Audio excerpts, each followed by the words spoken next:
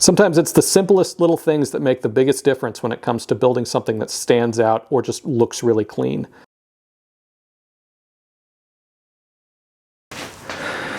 All right, old truck owners, you want to do something cool to your classic truck to make it stand out at the next car show? Something that doesn't cost a lot of money and has maximum visual impact for the amount of work that goes into it? Shave the bumper bolts. Why did I choose to do this? A friend of mine built a truck back in the 90s that had shaved bumpers, and I thought it really looked interesting. Also, because my truck was a base model, I didn't have to deal with any chrome, which made this a lot easier. Basically, I just needed to cut the heads of the bolts off and weld everything up, and then do a little bit of body work over where the welding had taken place, and I was golden. Of course, it's a necessity for most production-based anything to have a decent way to fix the bumper to the frame. In this case, if you have a welder and some time, you can get around that. You make yourself a much smoother, cleaner front presentation that really does stand out and really does make a difference. Now, what tools do you need? Generally speaking, you really only need a hacksaw, a welder, a grinder, and a little bit of body and paint supplies because you're going to be painting your bumper. And that's basically it. It's really just time and effort. And neither one of those is particularly challenging here. So there's really no reason why you shouldn't do it. And I'm really surprised that more people don't after having done the front and the back on this truck. It's super straightforward, really easy to do, and it makes a big, big difference when you park this thing next to one that doesn't have shaved bumper bolts. Here's how to do it. The first thing you need to do is find a good set of bumpers to start with. I tend to like to find some reproduction ones, mostly because it's going to take less work to get them ready to go. And here's how it would look with the bolt passing through the face of the bumper as it would from the factory. We're going to go ahead and solve this problem here in just a second. And here's step one. Double nut your bumper bolt, stick it in the bench vise, and cut the head of it off. Make sure you leave plenty of square shank. You need to make 6 of these total, 4 for the back and 2 for the front. There's 4 other bolts in the front that aren't going to have their heads cut off. I like to take a file and put a little chamfer on each of the edges of this square bolt and then fit it up through the hole from the back. You can see what it's going to look like. And here's a view from the other side. This is on the back side of the bumper. You can see how I cleaned off some of the paint here so that I could go ahead and weld it in place. Here's what the front looks like after you weld it from the back. You can see the discoloration from the heat making its way through the steel. Once you get the back welded, it's time to move around to the front. I tend to like to walk the tacks all the way around the square. Here you can see how I took some of the paint off before I went ahead and welded. Then it's time to grind down your welds and make everything nice and smooth. Get prepped for doing the body work. It's time to address those 4 center bumper bolts, the ones that you don't actually have to cut the heads off of. I like to grind them down so that they are no longer the highest point on the face of the bumper, and I use a straight edge to check as I'm going to make sure that they are the right height. From there, it's fill over the sections where you were doing the welding, sand it smooth, prime it and paint it. I chose to use white here to go with the way that the truck was built from new. I painted the backs of my bumpers black while I was at it, and that was pretty much it. And here's how it all looks now that it's all together.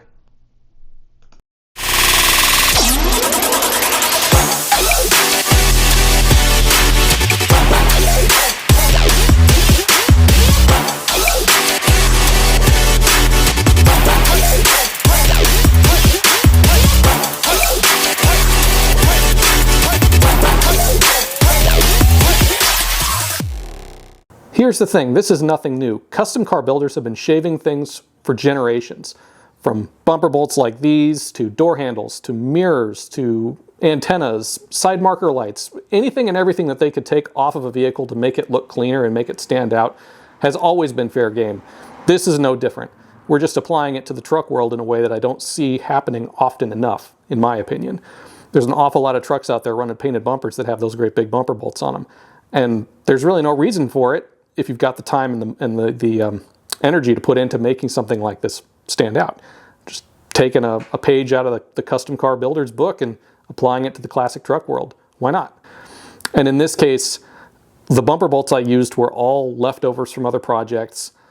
I probably have maybe $25, $30 in this project other than buying the bumpers themselves. And you wouldn't have to do that. If you find a good set of bumpers or you have a good set of OE bumpers, you can just use those. These ones came from Classic Industries, and the reason I chose them is because they're one of the only manufacturers that I was able to find that offers painted bumpers for these trucks. Pretty much everything you find in the aftermarket, at least when I was building this truck back in 2020, Pretty much everything in the market for these, for bumpers anyway, were all chrome reproduction pieces. And I didn't want to go with chrome because this truck never would have had chrome bumpers. It was a base model. It's only got one sun visor in it. I don't even think it came with a cigarette lighter. And so to keep things kind of in line with what this truck would have looked like from new, I decided to stick with the painted bumpers, and Classic Industries was the place to get them. And quite frankly, they're fantastic. They were straight, they're really thick, they're very, very well made, and they lined up perfectly once I got everything all done. Couldn't be happier with them.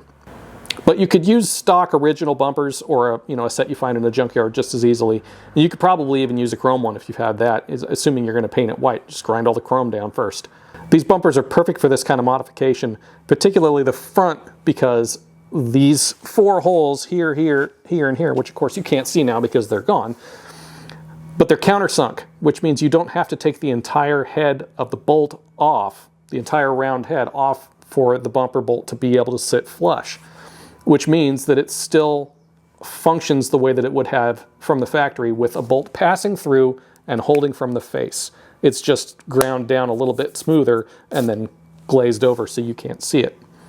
The ones on the outer sections here on either side are not countersunk. They're just flat, square hole. You just cut the head of the bolt off, leave the square shank, put it in there, grind it smooth, weld it up, and you're done.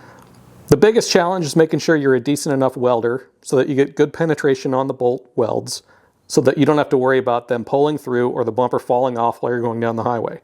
Is that a challenge? I don't really think it's that big of a deal. Frankly, if you know what you're doing with your welder, that's not going to be a problem. Secondly, making sure you don't over tighten everything when you go to put it back together. That's really not that big of a deal either. I think a lot of people tend to want to over tighten bumpers and things like that because they're used to having those great big round heads holding everything in place. But you don't need to be King Kong to put this thing back on. Just snug is fine and it'll do. Make sure you get lock washers on there so it can't come apart. That's all you got to worry about. Other than that, you're good to go. And you've got something here that's going to stand out amongst all the other C10s at the Classic Truck Show. And if you haven't already picked up a copy of the book that I wrote on this truck, How to Build and Modify 67 to 72 C10 and C20 pickups, go check it out on Amazon. You can get it at the link below. I've also got one on square bodies, 73 to 87. You can check that one out too. Thanks for watching and good luck with it.